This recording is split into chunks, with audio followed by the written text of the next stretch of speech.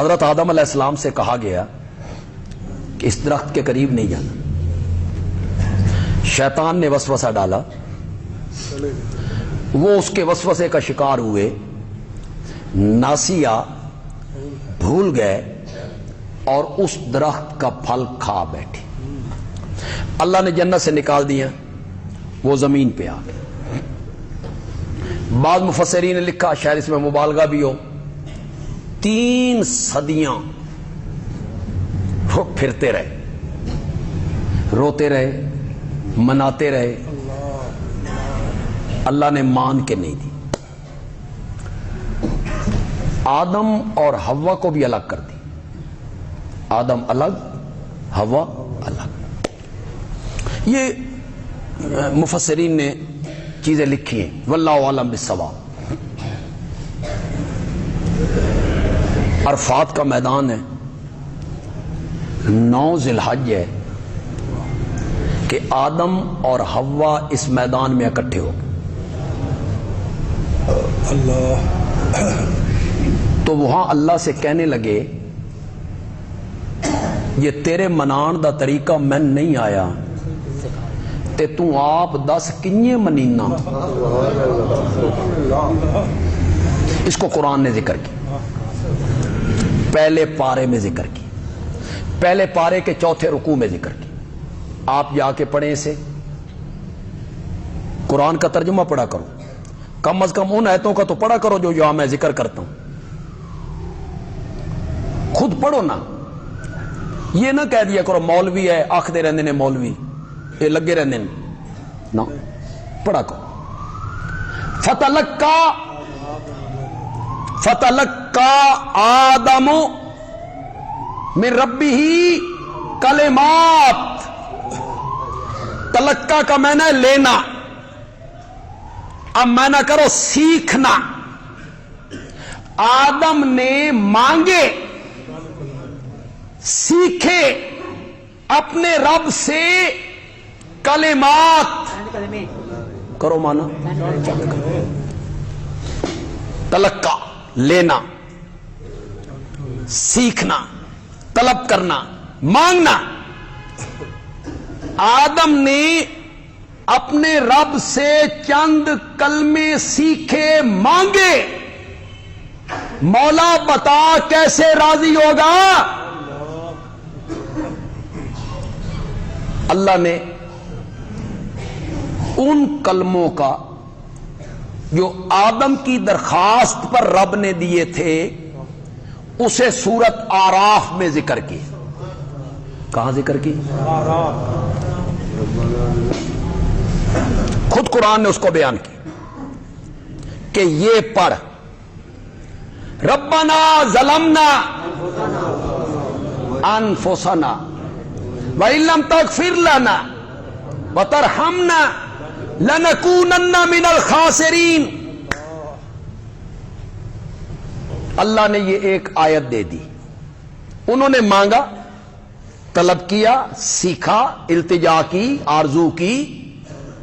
اللہ نے ایک آیت دے دی, یہ لے, ربنا ظلمنا انفسنا. یہ ہے قرآن. جب لوگوں نے قرآن کو چھوڑا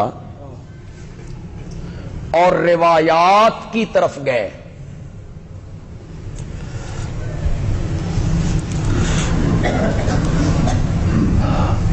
تو پھر لوگوں نے روایتیں گھڑی. پھر ان گھڑی ہوئی روایتوں کو لوگوں نے ممبروں پہ بیان کیا. یہ امت روایات میں کھو گئی, حقیقت خرافات میں کھو گئی. یہ علامہ اقبال روئے تھے, کوئی مولوی نہیں رویا, علامہ اقبال روئے ہیں. یہ امت روایات میں کھو گئی, حقیقت خرافات میں. لوگوں نے حدیثیں گھڑی. ملا علی قاری حنفیوں کے عالم ہیں, انہوں نے لکھا کہ حضرت سیدنا علی اور ان کے خاندان کی فضیلت کے لیے 3 لاکھ حدیثیں گھڑی گئیں. سن رہے ہو کہ کون نہیں سن رہے ہو؟ کتنی؟ یہ جنہیں آج کل کے مبلغ بیان کر رہے ہیں بھئی وہ جنت میں مسکرائے تو جنت روشن ہو گئی، یہ ساری وہی روایتیں ہیں جو گھڑییں موضوع بنائی گئی ہیں روایتیں، 3 لاکھ حدیثیں۔ یہ امت روایات میں کھو گئی۔ کب کھوئی؟ جب کس سے منہ موڑا؟ قرآن کہتا ہے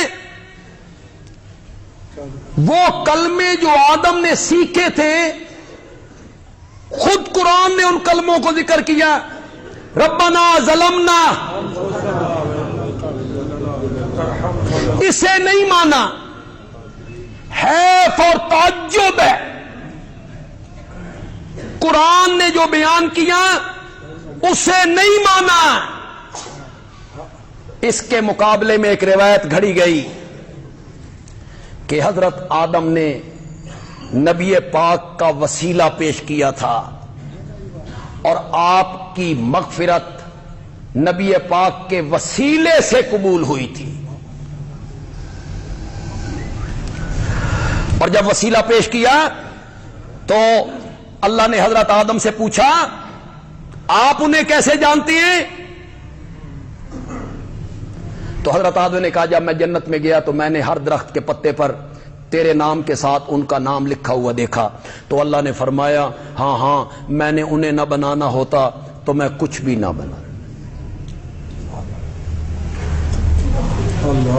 بخاری میں ہے، مسلم میں ہے، ترمذی میں ہے، ابن ماجہ میں ہے، نسائی میں ہے، ابو داؤد میں ہے، موطا امام مالک میں ہے، طحاوی میں ہے۔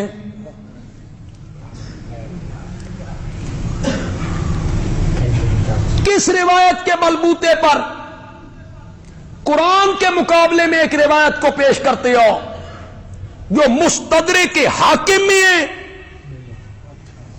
صرف مستدرک کے حاکم میں ہے؟ اور یہ جو حاکم ہے، یہ جو حاکم ہے یہ سین نہیں ہے جی، اس کی روایت پہ ناچ کے شیخ الحدیث مولانا محمد زکریا رحمت اللہ علیہ فضائل اعمال اٹھائیے، یہاں پڑھا ہے تو لائیے، جمعے کے بعد لے آئیے میرے پاس۔ مولانا زکریا صاحب نے فضائل اعمال میں اس حدیث کو جب درج کیا، اس کے آخر میں لکھا قال علی قاری، ملا علی قاری کہتا ہے ھذا حدیث موضوع۔ موضوع کا کیا معنی ہوتا ہے؟ بولتے کیوں نہیں ہو یار؟ حدیث نقل بھی کی، اس کی جرح بھی نقل کی، ھذا حدیث موضوع، کہ یہ حدیث کیا ہے؟ موضوع ہے، وضع کی گئی ہے۔ تمام محدثین نے اس پر جرح کی ہے۔ ایک جھوٹی روایت کے بلبوتے پر کہ آپ نے حضرت آدم نے حضرت میرے نبی کا وسیلہ پیش کیا تب توبہ قبول ہوئی تھی، نہیں ہو لوگوں، قرآن کہتا ہے انہوں نے چند کلمے سیکھے اور وہ کلمے ہم نے سکھائے۔ زور سے بولو، زور سے بولو، تعجب ہے علماء پر۔ تم مسند نبوی کے وارث ہو، تمہیں رب نے علم دیا ہے، قرآن کی آیت کو چھوڑ کر مستدرک کے حاکم کی روایتوں کے پیچھے بھاگتے ہو۔ اسے تم نے سینے سے لگایا اور قرآن کو تم نے پیٹھ کے پیچھے پھینک کے رکھ دیا۔ جتنے لوگ یہاں بیٹھے ہو جو میرے مقتدی ہیں، ہر جمعے پہ آنے والے ہیں، وہ تو اچھی طرح جانتے ہیں، ان کو تو مجھے سمجھانے کی ضرورت نہیں، وہ میرے نال بھی زیادہ سمجھدار نہیں۔ جو کوئی نیا بندہ آیا ہے کوئی میرا بھائی، کوئی میرا دوست، کوئی عزیز یہاں نئے آیا ہے تو وہ دعائیں پڑھے جو دعائیں اسے یاد ہیں، جو ہم نے پڑھی پڑھو جو دعائیں تمہیں یاد ہیں پڑھو. میں پڑھوں وہ دعائیں جو آپ پڑھتے رہتے ہیں آپ کو یاد ہیں. ربنا آتنا وفی الآخرۃ ربنا لا تزغ قلوبنا بعد اذ ہدیتنا رب اجعلنی ربنا اغفر لی. جتنی دعائیں قرآن نے ذکر کی اور جتنی دعائیں میرے آقا نے امت کو بتائیں، حدیث کی کتابوں میں مستقل باب موجود ہے، باب الدعوات. گھر میں جاؤ تو یہ پڑھو، باہر نکلو تو یہ پڑھو، سواری پہ چڑھو تو یہ پڑھو، اترو تو یہ پڑھو، مسجد میں آؤ تو یہ پڑھو، نکلو تو یہ پڑھو، کھانا آئے تو یہ پڑھو، کھا چکو تو یہ پڑھو، سفر میں یہ پڑھو، نیا چاند دیکھتے ہوئے یہ پڑھو.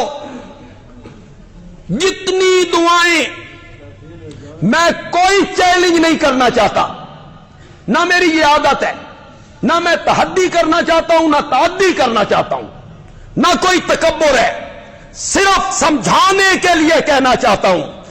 جتنی دعائیں قرآن نے ذکر کی ہیں اور جتنی دعائیں میرے آقا نے سکھائی ہیں، کعبہ کے رب کی قسم ہے کسی ایک دعا میں بھی واسطے وسیلے کا کوئی ذکر نہیں، کوئی ذکر نہیں. جتنی دعائیں سکھائیں ڈائریکٹ ربنا اللہم ربنا. پتہ نہیں لوگوں نے کہاں سے بنا لی ہیں، ساڑی سمجھو بہرے فلاں کے واسطے سے، فلاں کے وسیلے سے. سرگودے کا ایک بندہ ہو، بڑا سخی ہو، بڑا مالدار ہو، پیسہ خرچ کرتا ہو، دل کا بڑا سخی ہو، مجھے اسے کوئی کام پڑ جائے، میں جاؤں، میں مانگوں، وہ کہے نہیں دیتا. چیز ضروری ہو، میں باہر نکلا، میں نے اپنے کسی دوست سے بات کی کہ یار اس سے میں نے چیز لینی ہے، وہ نہیں دیتا. اس نے کہا اس دا فلانا یار ہے نا، اس کے پاس جا، اس کو لے جا، اس دی نہیں موڑتا، اس کی نہیں موڑتا. میں اس کے دوست کے پاس گیا، میں نے اس کی سفارش کروائی، پھر اس سخی نے مجھے وہ چیز دے دی. سخی دے پلے کی رہ گیا، اللہ کے پلے بھی تو کچھ چھوڑو نا. اللہ کو یہی کہنا چاہتے ہو نا، محنتے نہیں دینا، ہن نبی دا واسطہ ہی ہن دینا کہ نہیں دینا. اللہ نے فرمایا ہن تے دینا پینا. پھر وہ رحمان کس کا ہے، پھر وہ رحیم کس کا ہے، پھر وہ رب کس کا ہے. پرایوں کو نہیں دیتا، اپنوں کو دیتا ہے،